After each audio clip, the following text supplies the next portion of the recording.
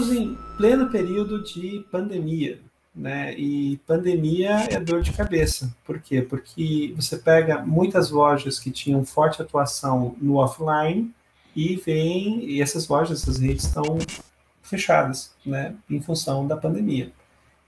Com isso, a pressão sobre o online, a responsabilidade sobre o online subiu bastante, porque efetivamente o online passou a ser a rede, ou representar a rede.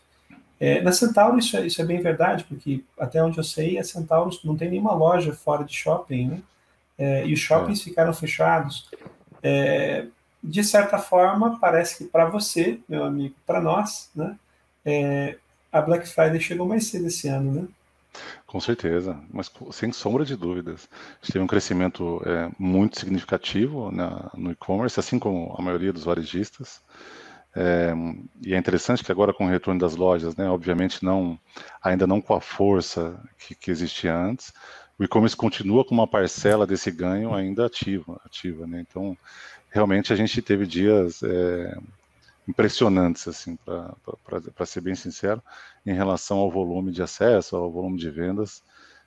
E é algo que, assim como a pandemia como um todo, ninguém tinha conhecimento.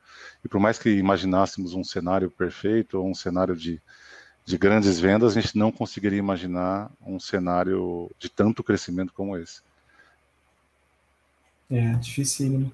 Dificílimo e seguramente também começou a estressar um pouco mais a estrutura, né? Porque daí você vira todas as atenções, inclusive das diretorias que estão buscando resultado para o varejo online. Então, erros que até outro dia seriam mais toleráveis começaram a ser um pouco menos toleráveis. Isso, sem sombra de dúvidas, aumenta a pressão para quem está na ponta.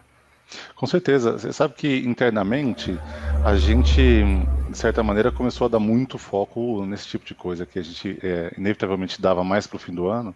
Agora a gente começou a dar atenção para isso, porque você é o único canal que está aberto com 100% da sua estrutura não funcionar bem, é inaceitável, né? Então, de fato, a gente antecipou muito algumas otimizações e planos de migração para estruturas mais modernas, né? Então, nessa perspectiva, a gente realmente aproveitou esse tempo e essa visibilidade do Econ para conseguir evoluir naquele plano que a gente imaginava fazer com mais tempo, com mais espaço de tempo. A gente encurtou esse plano e está conseguindo concretizar ele para atender essa demanda atual aí.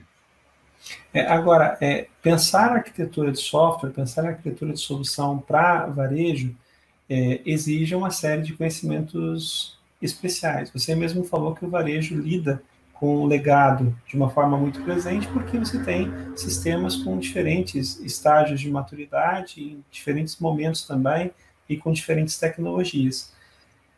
Contratar gente para desenvolver sistema para varejo deve ser uma bruta dificuldade, né? Acho que essa dificuldade está no geral, né? Está para todo mundo, mas a gente tem sim. Eu acho que o varejo tem uma particularidade. O varejo tem muita tecnologia e muito contexto diferente, né? Então, não adianta você contratar alguém especializado em performance. Isso é uma das etapas que a gente precisa.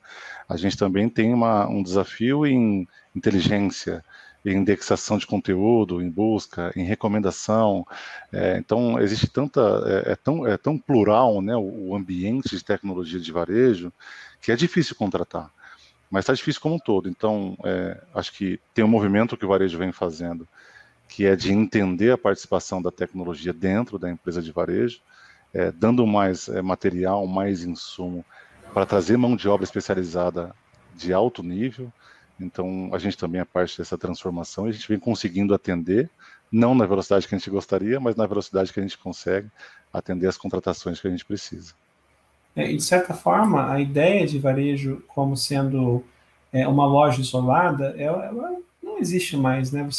Os produtos da Centauro não são vendidos só dentro da Centauro e nem a Centauro vende somente produtos que estão no seu estoque. Existe o conceito de marketplace, marketplace out, marketplace in. Então você tem que começar a trabalhar com plataformas que suportam esse marketplace.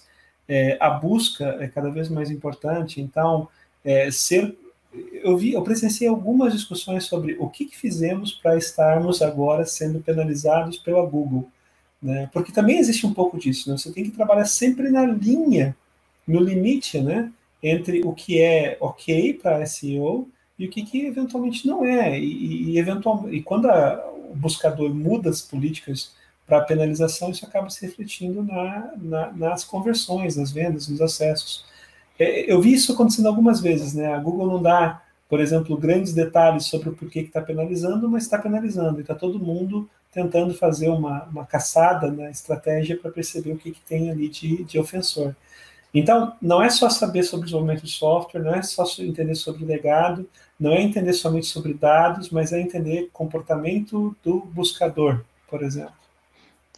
E acho que é essa diversidade que torna o varejo tão complexo, né? Se não bastasse a complexidade interna, aquela do legado, a gente tem inúmeras integrações. Então, como você bem falou, eu tenho Google, eu tenho outros buscadores, eu tenho parceiros de negócio, eu tenho lojas, eu tenho canais de venda externos. Então, e é muito comportamento e meios de integração para tomar cuidado e controlar. Então, de fato, eu acho que, saindo um pouco do aspecto técnico, o dinamismo do varejo é um outro desafio para quem trabalha nesse contexto. Você, num belo dia, está tudo bem e está subindo a sua indexação, sua busca orgânica, sua venda por esse canal, de repente cai e você tem que resolver isso. Um parceiro que já não tá performando como a gente imaginava, uma legislação de pagamento que mudou.